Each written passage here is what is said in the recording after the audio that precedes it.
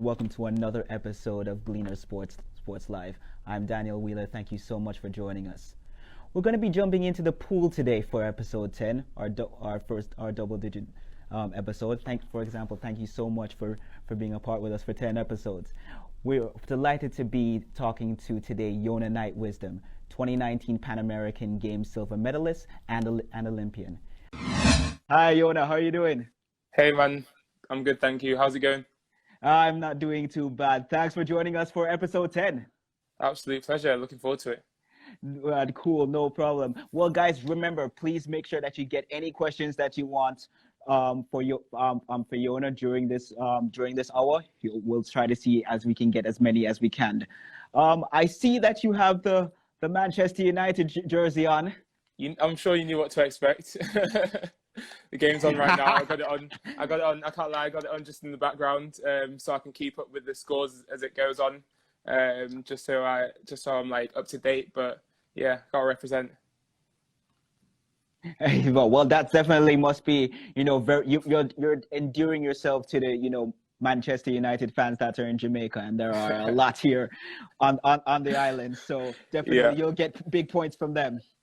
Yeah, I've always been very aware of that, so I've been grateful for the Man United connection with the support in Jamaica that I know of. Excellent. Well, before we just get into the nitty-gritty things of it, I want to just do, a little bit of an icebreaker for a couple minutes. And we're playing a game called The One Thing.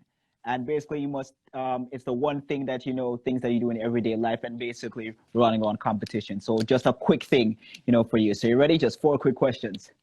Okay, I'm ready. All right, let's roll. So, all right. So the one thing that you have, the one pre-match, the pre-competition ritual that you have to complete. Music. Just listen to music. Get my music on and relax. Yeah. I have to have my headphones with me. Excellent. The one Jamaican food that you have to have. Curry goat. Something I always try and get when I go home. Excellent. The one memorable moment outside of your sport, the one memorable moment sporting wise. Oh my gosh, memorable moment. There's so many to choose from. It's kind of involved in my sport, but meeting Usain Bolt, that has to be the biggest one, right? Yeah. The first time you met Usain? Yeah. The first time I met him, that was a big moment for me because I'd always looked up to this guy as a source of motivation for me. So meeting him in person for the first time was, unbelievable. And it was in a sporting context. Obviously, it was at the Commonwealth Games in 2014, but it's a very personal thing. It's a very personal thing, not just something I've experienced in my sport. Excellent. And then one more thing, the one I would guess career or life-changing moment for you. Firstly, deciding to represent Jamaica.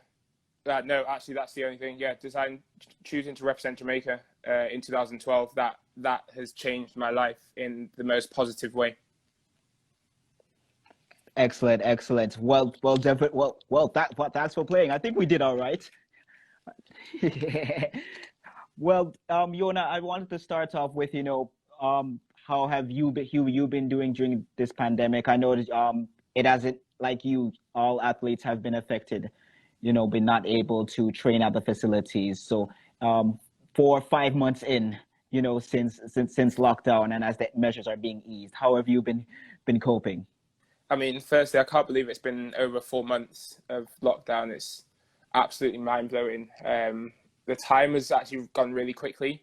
I've been really forcing myself to stay busy as possible during this time to, keep myself physically and mentally switched on and active, because I think it'd be very easy to lose that. So around the training that I've been doing, I've been just connecting with people, talking, recording episodes of my podcast, just having conversations about the circumstances and about their perspectives, and that really helped me.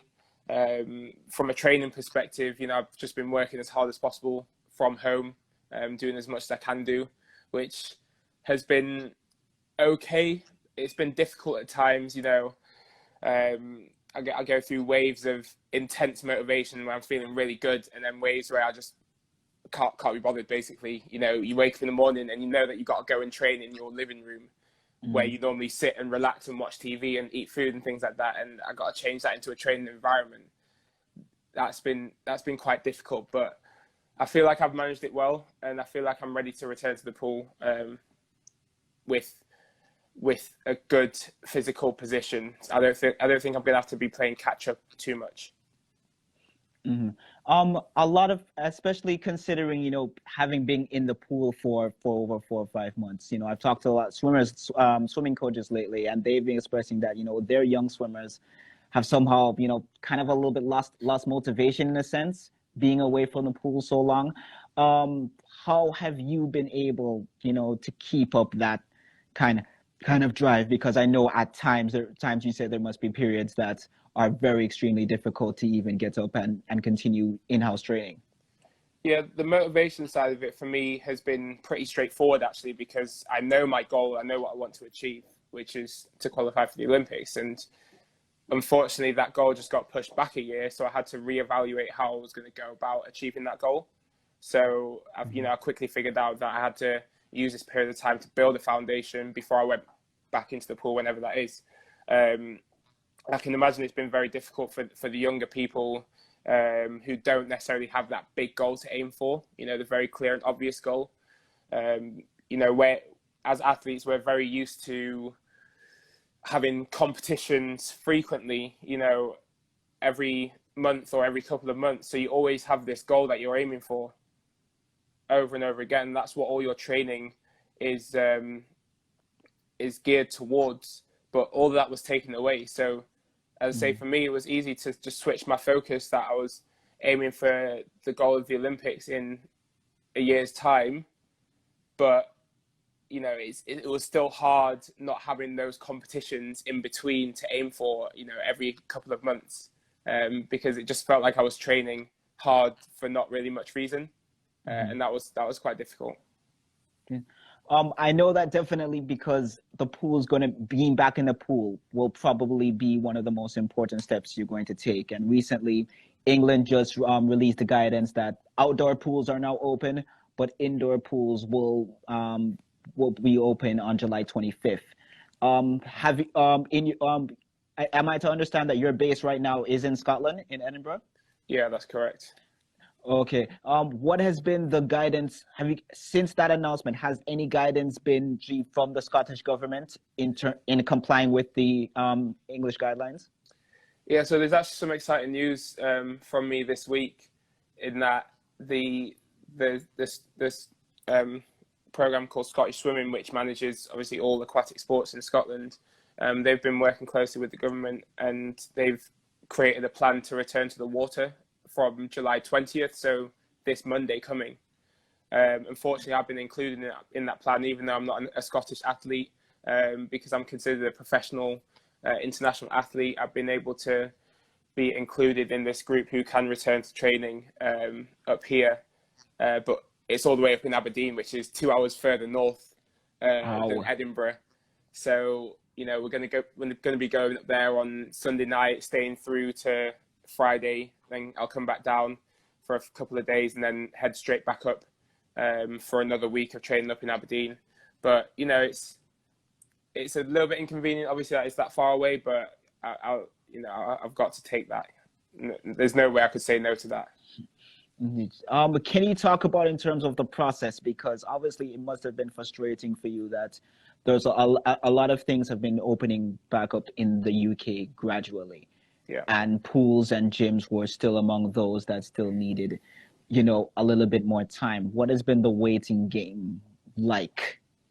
I'd say it's been with a lot of frustration. I understand that it's got to be a slow process of reopening, but in terms of the sectors that they prioritised, from a health and safety point of view, I'm surprised at some of the sectors that they chose. For example, bars and pubs and things like that, because as was made clear in the first few days of those being reopened, social distancing wasn't really maintained.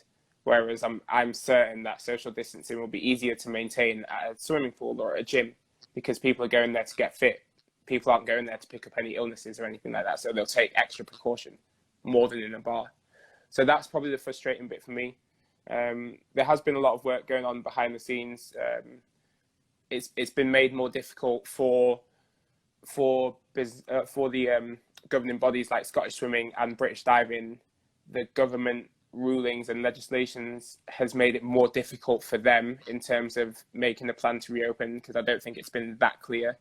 But they've been doing a lot of work behind the scenes to try and get ready, and this is shown now by Aberdeen being able to accept us divers from the 20th of July, which is 5 days before pools are generally even allowed to open in England. And a few of my friends that train down in Leeds, they might not even be able to get back into the pool until August 10th.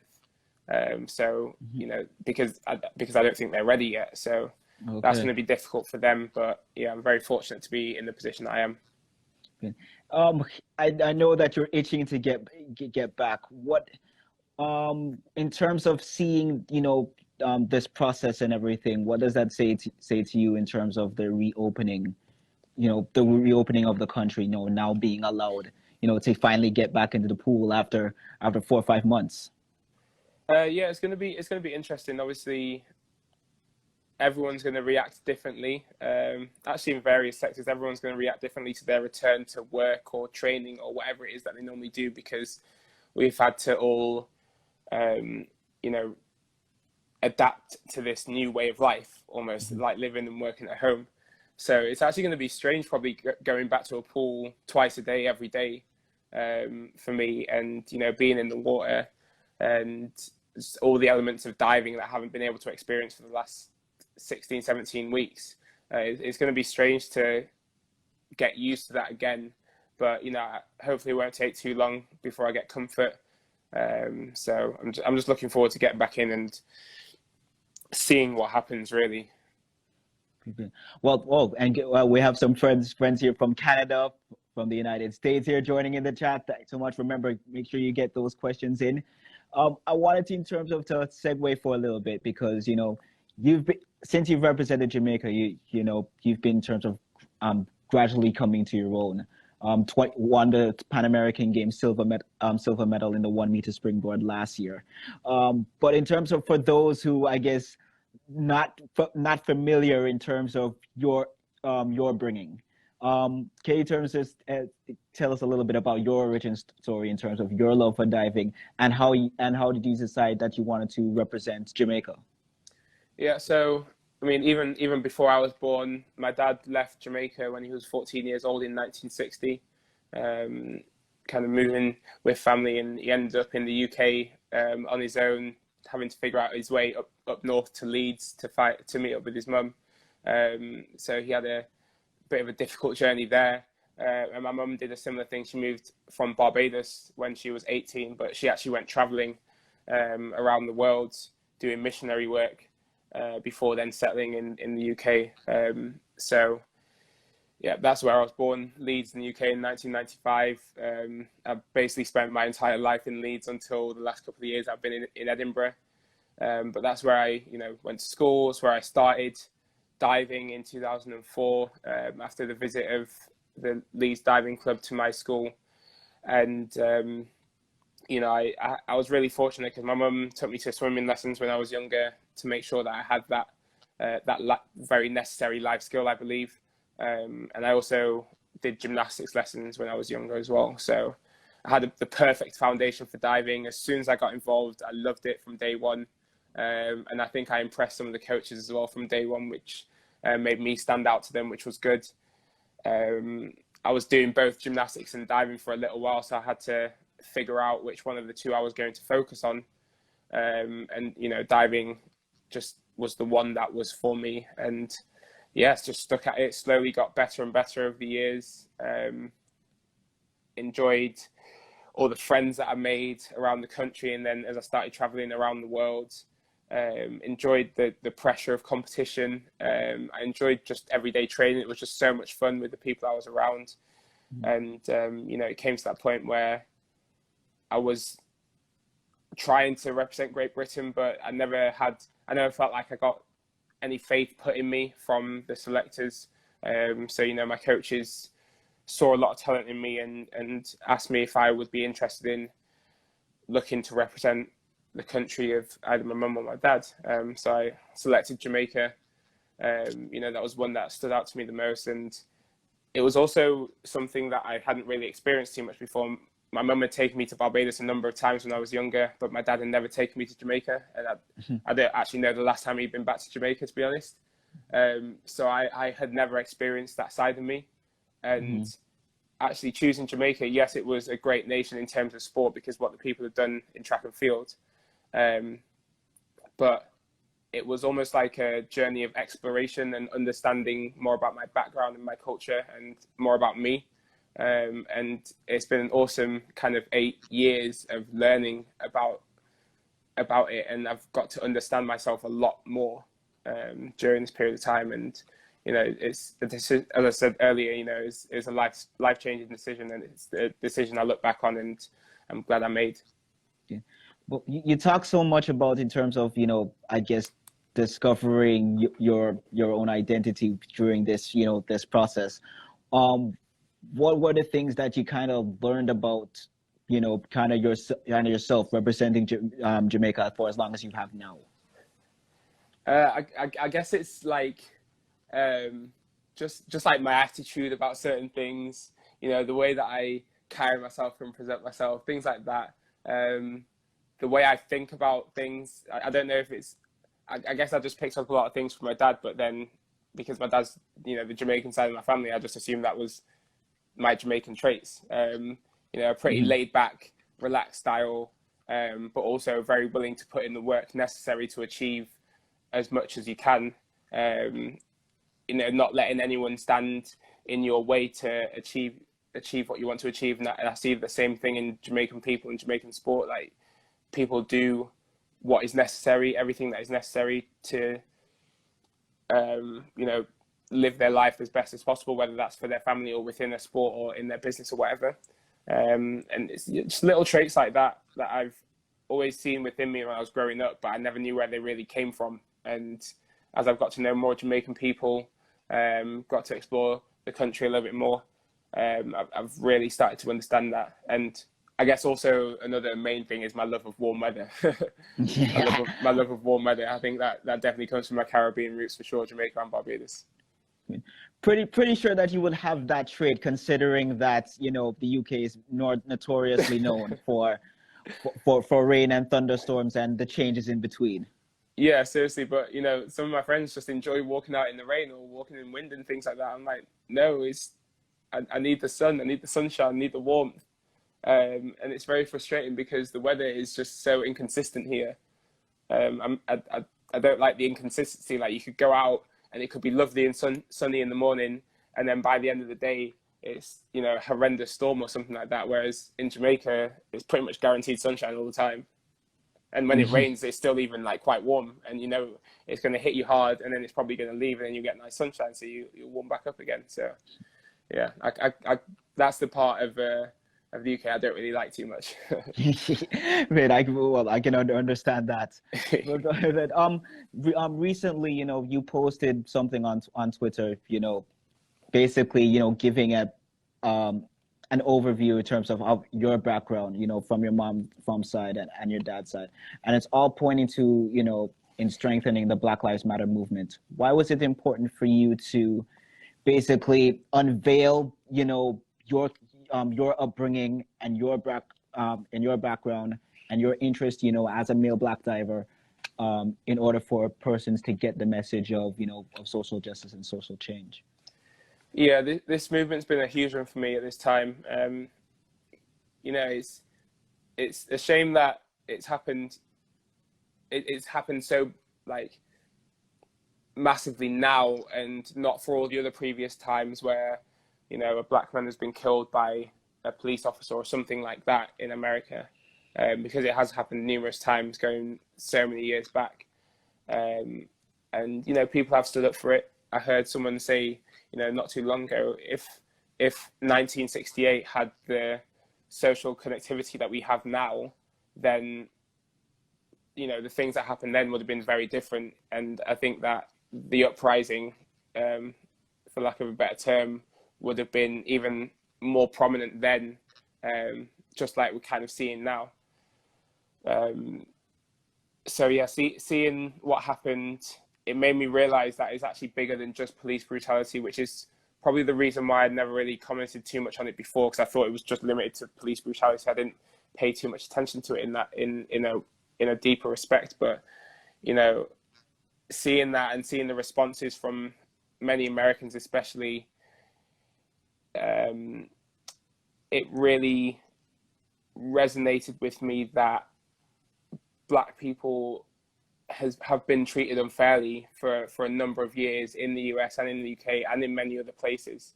And straight after it happened, I felt like the best way for me to understand it and help me speak about my experiences was to talk to other people and hear their perspectives. And one of the most interesting ones was when I spoke to the comedian White Yardie, who you might know. I spoke to him about his perception of it, and he grew up in Jamaica, as a white person, obviously with the Jamaican accent, and he said that racism was never really a thing in Jamaica, and he never realized racism was actually a thing until he moved to the UK and saw it, because Jamaica is just this one culture where everyone just works together and helps each other to push each other forward. Whereas in Jamaica, when he came to the UK, he then started to see the true divide. And that was really interesting to hear the difference between a country where I guess Black people are the majority compared to a country where Black people are a minority. So I felt that I just needed to share my experiences, because there's a lot of things that I haven't really spoken about too much, a lot of things that I've seen or heard that I've kind of just ignored because I guess it was almost normal. And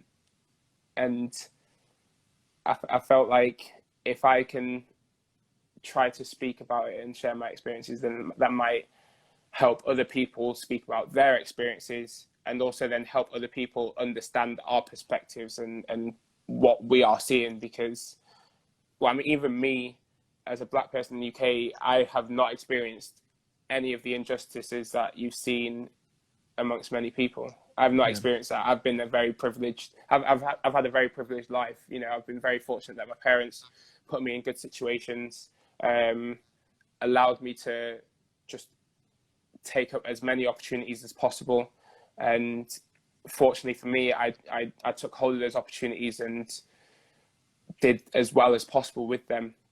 But I was at a school that was predominantly white. I'm in a sport that is predominantly white, and I've always felt different and felt like the odd one out almost. And I think that it's time that no one should feel like that anymore. And there should be more opportunity for success in any walk of life, whether a different type of sport or type of businesses where you don't normally see Black people. There should be no reason why Black people can't be involved in those kind of things. Because for you yourself, obviously being a Black diver, and there's kind of perception that that Black people are not really interested, whether the interest is there in terms of for diving. How important is for you in terms of being in the sport, so that in terms of you can show that there is a lane. I think it's just a case of role models, really, isn't it? I think it is easiest for young kids to aspire to someone that looks similar to them. I think that is very true. And many of the role models I picked from my various sports I enjoy are generally Black, because I guess they resonate with me. And I spoke to a gymnast, and he said that when he was growing up in gymnastics, his role model was one of the only Black gymnasts in the country, in the UK. And I think it's important to have role models doing well in various fields where the younger generation can look up to and say, if he's doing it, then why can't I? And I think that is probably what has lacked a lot. There are Black people in various walks of life, but they're not all celebrated as much as possible, as much as maybe white people are. So, you know, the younger generation don't see that, and they only see the, I'll go with sports, for example, they only see the sports that black people are generally involved in, which is like football, track and field, maybe rugby, maybe cricket. But, you know, water sports, for example, is usually out of the window straight away because there's very few black role models at the highest level. It's definitely growing now, but there's still a huge imbalance, and hopefully my presence as an elite diver can show others that there is a path for black people to be successful in diving.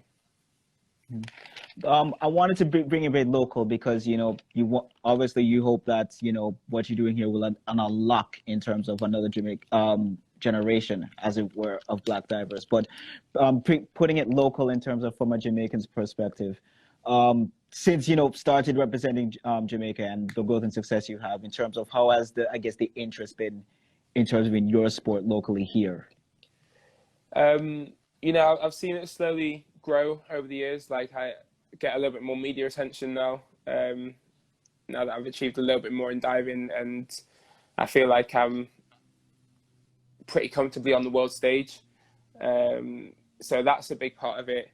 I've always had a lot of support from the people that have followed me. So I think mainly on my Facebook page, but also on Instagram and Twitter, you know, I see my Jamaican followers, and they've really supported me the whole way through. No matter how well I compete or how badly I compete, there's always positivity, and that's always helped me continue pushing, and never really give up on, you know, my dreams and my goals. But it also makes me realize that I'm inspiring others. So, you know, I haven't had the opportunity to visit Jamaica in person as much as I possibly could due to many factors. You know, training schedules is very intense for diving. It's not cheap to fly to Jamaica. It is expensive. And, you know, even when I do come there, the training that I can do is very limited due to the facility. So, you know, there could be many factors that would help me visit Jamaica more frequently and hopefully continue building the sport even more than I have done already. But I think there's only so much that can really be done at the moment due to the facilities and due to the restrictions. But, you know, it's definitely something that I try to push as much as possible on social, because I think that's the best route. And then also just by continuing to do what I do, competing internationally and putting Jamaica on the world diving map, you know, surely that'll have a positive influence on it.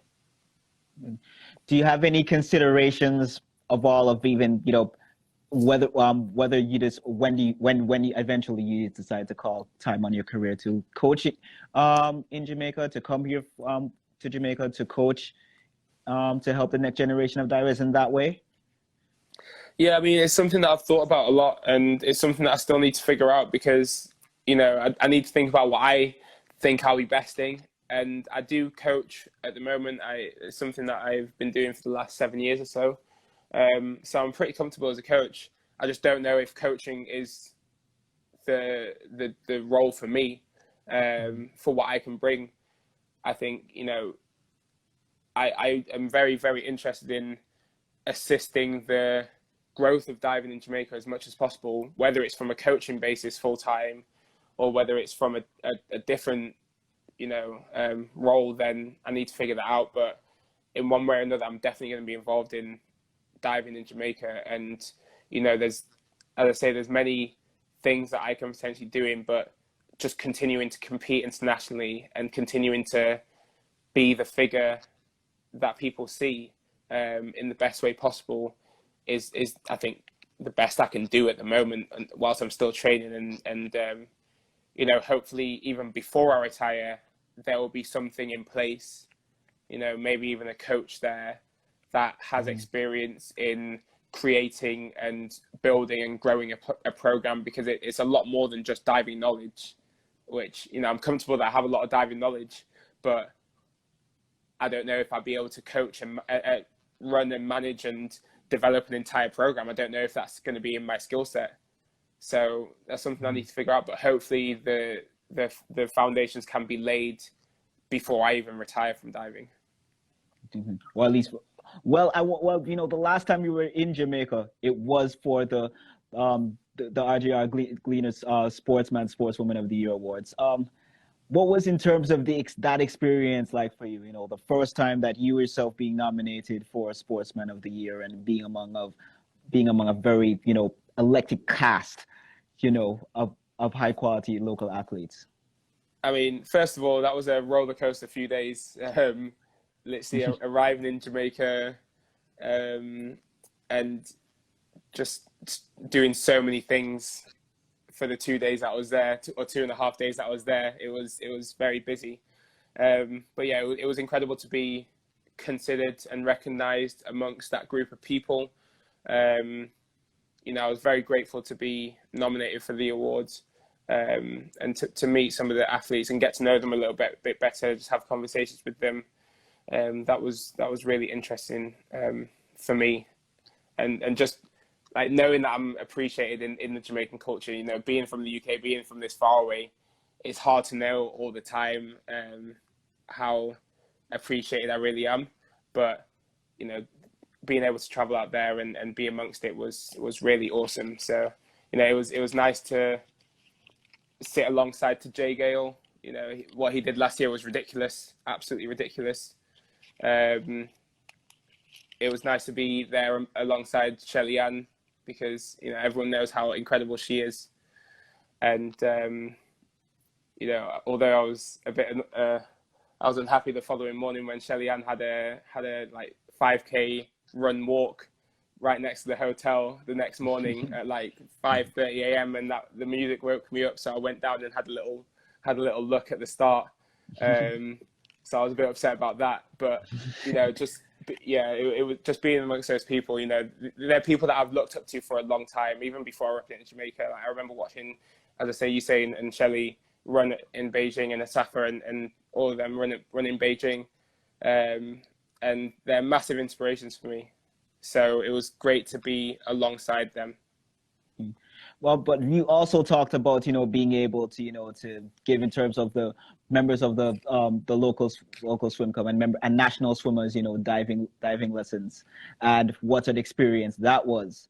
But there was also a little bit of, I wouldn't say controversy, but you know, when we did the video, you know, you explaining, you know, the dives to them, you know, you were, you know, obviously you were in your swim gear. You were in your getting off the pool, and there was a lot of, you know, social media comments, backlash, and about, you know, you should be more presentable and all of that. And what was kind of, did you expect in terms of that sort of reaction? It must have been really puzzling for you, because obviously you were there to train initially, and then were you surprised of how everything that went down?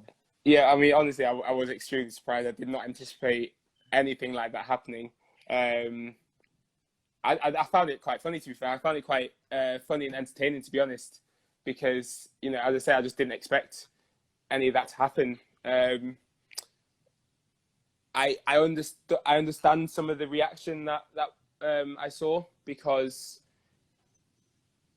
if the way that the video was, you couldn't quite see the full context, and it did look like, you know, that I was just there on poolside in my swimming trunks, or just there it could have been anywhere. Like, it might not even have been poolside, but I was just there in my swimming trunks, and you know, these schoolgirls were in their school uniform, so they could have been anywhere really. So I understand how, based on that, it could be perceived in the wrong way, but you know, I knew my intentions were fine, so seeing the comments and everything like that, I just found them quite funny, to be honest. Just to see how people just jump straight to conclusions without actually getting the true facts. But also, you know, I feel like I've got enough experience now that when I speak, especially to young children, or you know, teenagers or whatever, I feel like I'm speaking with good knowledge and good information and good advice. And I felt like what I was saying was actually very good advice, and it was interesting that very few people actually commented on what I was saying and was straight just looking at what I was wearing in that situation. Okay.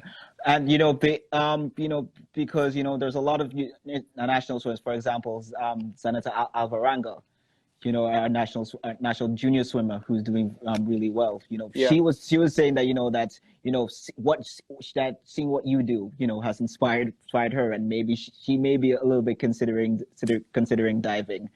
But but what does that mean in terms of for you to have the impact in terms of for local aquatic sports here, not just for diving but also swimming and other aspects? It just makes me excited that I am a part of that. It makes me really excited because as I say, when I decided to represent Jamaica, it was pretty much for my own benefit to achieve the dreams that I created when I was 9 years old. That's why I wanted to go to the Olympics. That's where my dream started, and Jamaica was a great option for me to achieve that. But from the start, my dad said that my dad basically told me that it was bigger than just me. Mm-hmm. And he said there'll be a point where I've got to realize that it's bigger than just me, and that point came pretty quickly, to be fair. And I've tried to make sure that I carry myself in a good way at all times, because I know people are watching me, and I try to make sure that I'm just trying to promote the sport worldwide and in Jamaica as much as possible, because I say it's bigger than just me. It's more than just my achievements, because my career will be over soon, and if I don't do anything, there'll be no one there to pick up where I left off, essentially. And that's what I really hope for. So just by the fact that I have been inspiring others to take up this sport of diving, which has pretty much very little culture in Jamaica, that's really exciting for me. And I hope I can continue doing what I'm doing to inspire even more and help them actually get the facilities that they need to be able to train and to be able to become divers if that's what they wish to be. Mm-hmm. We have a question here from Maps Glover, and the person would like to know in terms of how has spirituality played a role in your practice. Good question. It's not something I actually think about too much. But then again, that being said, I probably do. I believe that I have my personal beliefs, and I believe that if you do the right things, good things will come to you. Mm-hmm. And I don't go to church frequently. I would consider myself a Christian because my grandfather was a pastor, and I'd say I'm a Christian. I believe in the Bible and everything with respect to that. But it's not something that I practice frequently, and not something I actually think of too much. But the principle of it is something I believe in strongly, and I think it's led on just doing the right thing, being a good person, being a good human being, and good things will eventually come to you. And even when bad things happen, it happens for a reason, to teach you something that you need to change or something that you can improve on to eventually find that success. And I believe in that strongly. And I really do have to have faith in that sometimes when it is going wrong, when I'm training for a week and I can't do anything right. And, it could be very easy for me to, blame various things or give up hope in myself or, anything. But just being able to take that step back and think, yes, it is a process. I have that faith in myself, that I can do what I want to do. That has helped me get this far, and hopefully it'll help me get further in the future. Yeah. The process, when you heard that the Olympics, was going to be pushed back to another year, was there a whole process that you had to deal with in terms of, anger, acceptance, and trying to deal with it? I know there's a lot of persons that were obviously crushed by being pushed back to a year. But what was in terms of the process to at least come to terms with the decision and then work towards next year? I feel like I came to terms with it pretty quickly. I had some good information that it was quite likely to happen. So I felt like I had already spent a little bit of time coming to terms with the fact that it wasn't going to happen this year. There was still a lot of hope. I never thought that this situation would result in the Olympics not happening in 2020. I never thought that would ever happen. But yeah, I think I was pretty well prepared for it when it was officially announced, and it didn't really affect me too much in terms of that decision. It's crazy that it's even happened, but you know, I was planning to hopefully be a better diver in 2021 anyway, so hopefully I can just continue on that trajectory. Even though I haven't been able to be in the pool, there's a lot of things that I've been doing away from the pool in my little home gym that has hopefully helped me continue to improve as a diver. So yeah, that's what I'm hoping for, that everything that I've done will help me to be a better diver, and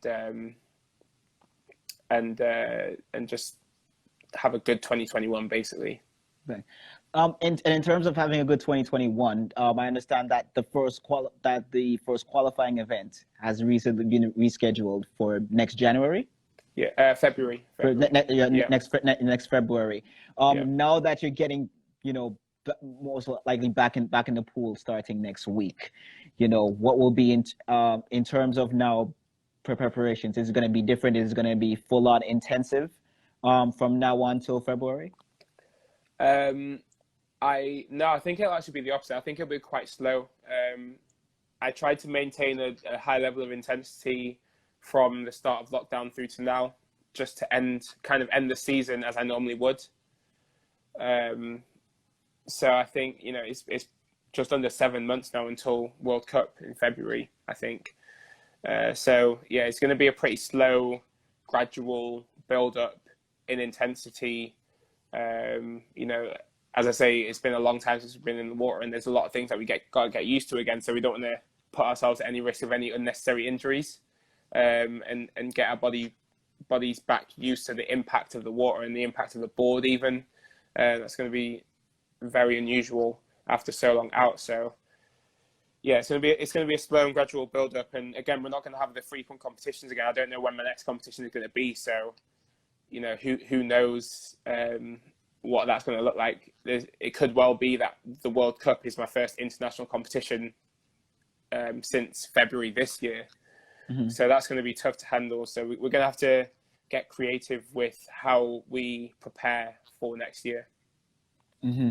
And also with the protocols that are going to be in place, obviously it's important to make sure that you feel, safe, going into the indoor pools, and especially when you go to Aberdeen next week, do you feel in terms of when you go there that you will be safe in terms of the protocols that they have in place?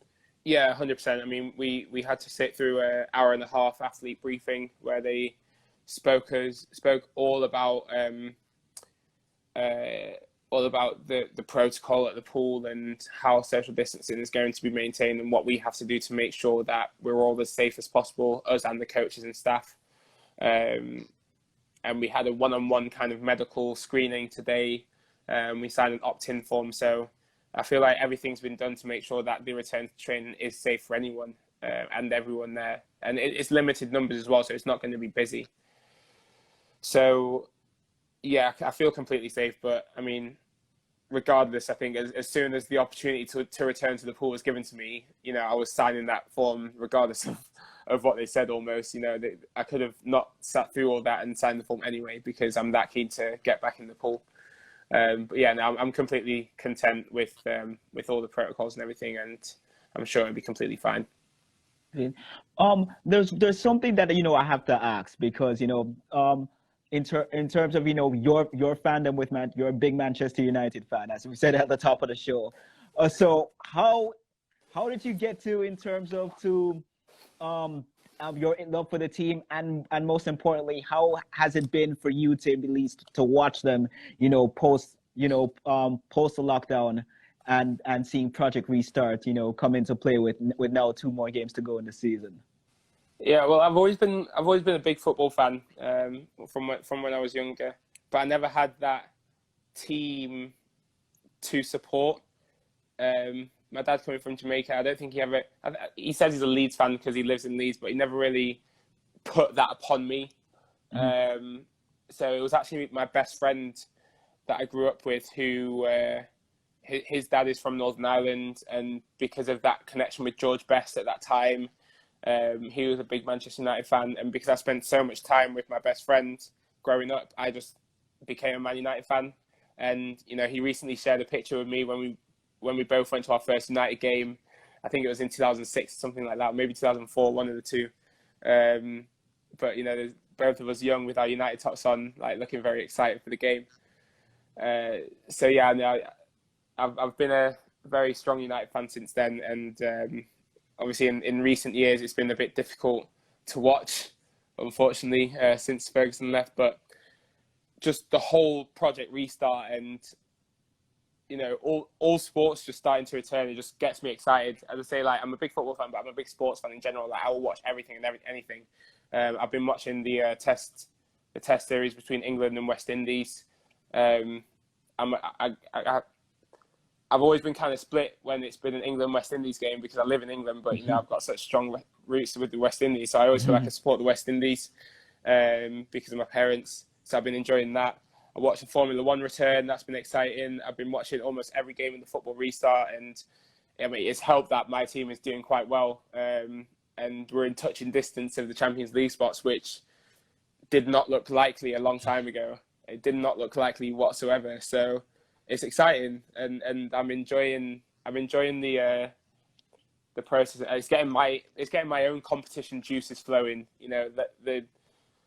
The need to get back to competition. I mean, I'm a very competitive person, so if I can't do it myself, then I'll get it through someone else. And watching football is doing that for me right now. Mm-hmm. Well, question: how did it feel when Liverpool were confirmed as champions?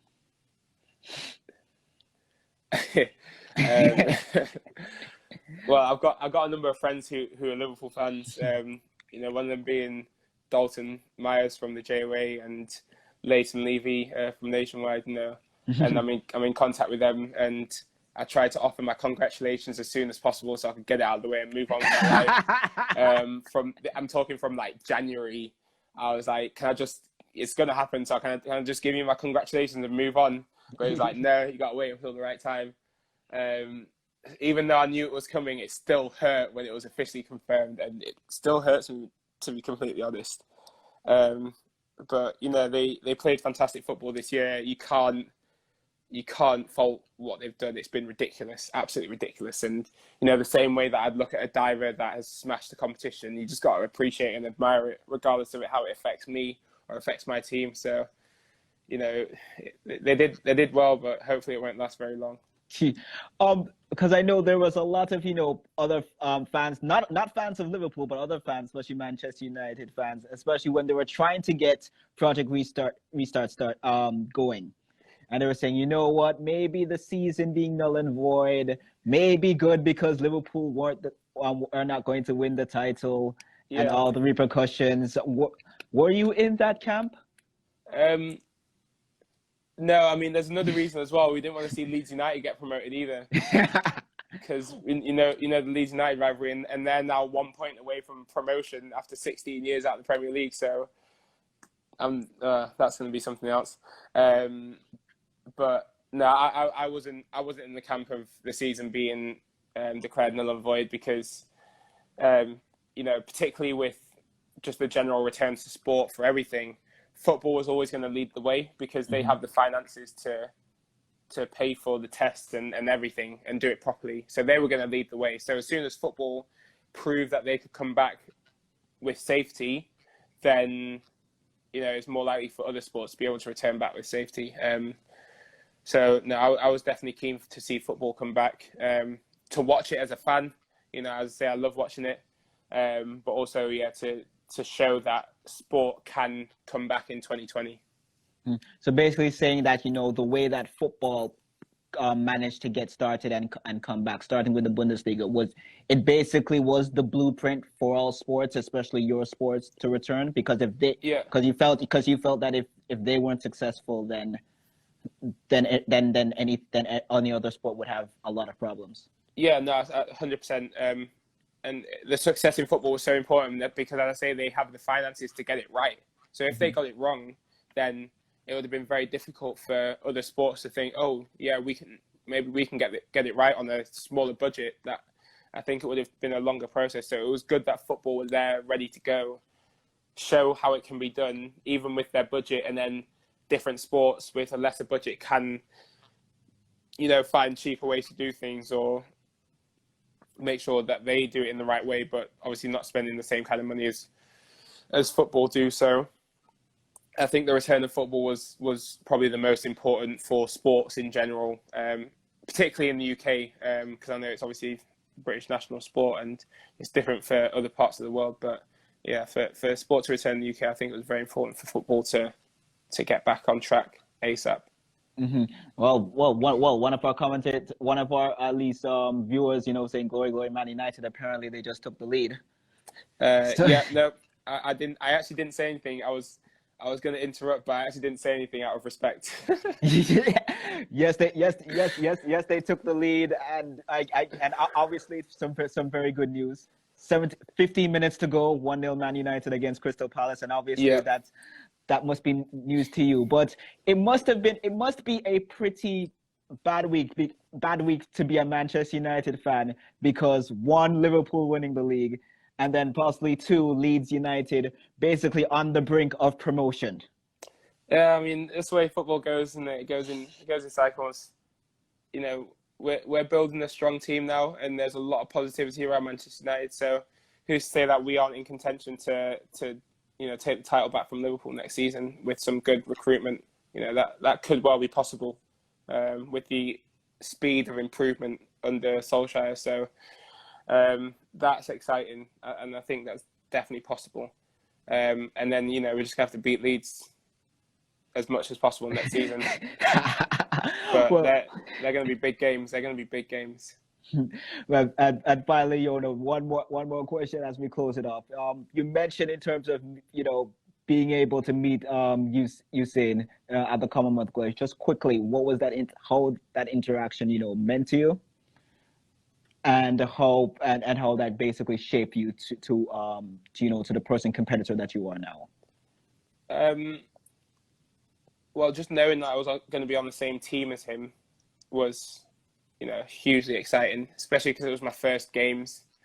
I'll tell you the process of how it happened. So the diving was in Edinburgh at those games, and the rest of the Commonwealths were in Glasgow because I didn't want to build a new diving pool. So I had a day off training, so got on a bus and went across to Glasgow for the day. So I went to see Alia swim, went to watch her race, then I went back to the village and just hung out in the village with some of the swimmers. One of them asked me if I had met Bolt yet, and I said no, because I hadn't had the chance. So he told me what room he was in, or what room the athletes were in, and just told me to go up and just knock on the door and go say hi. So I went up to the door and stood outside. I could hear laughter and enjoyment, whatever going on inside. And I stood there. I was like, oh gosh, what's going to happen? I was kind of nervous, especially because I was a little bit younger. I was probably 18 at the time. 18 at the time. And, I was nervous, and, I was just this little English kid representing Jamaica, potentially walking into a room of proper Jamaicans. My dad never really spoke to me in patois when I was growing up. So I never really understood it, even when he was speaking to his friends. Mm-hmm. So I kind of wish that he'd taught me that when I was growing up. So I had a bit of an advantage when I walked into that room. So I was like, am I even going to be able to understand what's going on? Because I know that they talk fast. Fortunately, over the years, I've grown to understand it a little bit better now. So I feel a bit more comfortable. But yeah, basically, I stood outside the room and I bottled it and didn't knock and went back to the swimmer's room. To kind of recollect myself and try again. So I went back, knocked back on the door, and it was Warren Weir inside. He told me to come in, so I opened the door, introduced myself very, very timidly, and he was like, pull up a beanbag, come sit down. They were watching the track and field going on. So I just sat and just chilled them for a little while. Eventually there was a knock at the door, and the door opened, big figure just taking up the entire door frame, and obviously it's Bolt stood there. So inside I'm losing my mind, right? Because I'm imagine how many people would want to be in this situation. Like sat here, Usain Bolt's in the room, and because I'm a Jamaican athlete, he's probably going to appreciate me, right? So I'm just sat there. I'm like, okay, control yourself, because I want him to appreciate me. I want him to respect me. I don't want to be the only one in that room who's like, oh my gosh, can I get a picture? Blah blah blah, because they all obviously know him, right? Yeah. So yeah, I just sat there, tried to keep myself calm. Warren introduced him to me. We started talking just a little bit. I told him a bit about diving and whatever about me. We spoke a bit about football. Obviously, he's a Man United fan as well, so we had that common interest, and just had a little talk, which was really nice. But the whole time on the inside, I was shaking, but on the outside, I was cool as ice. So yeah, that was a strange experience. But it was so good, and it motivated me to make more teams, to potentially be on the same team as him again. And I was in Rio, and that was one of the best moments, to be alongside someone of that caliber at the Olympics. And he's almost bigger than the Olympics in many ways.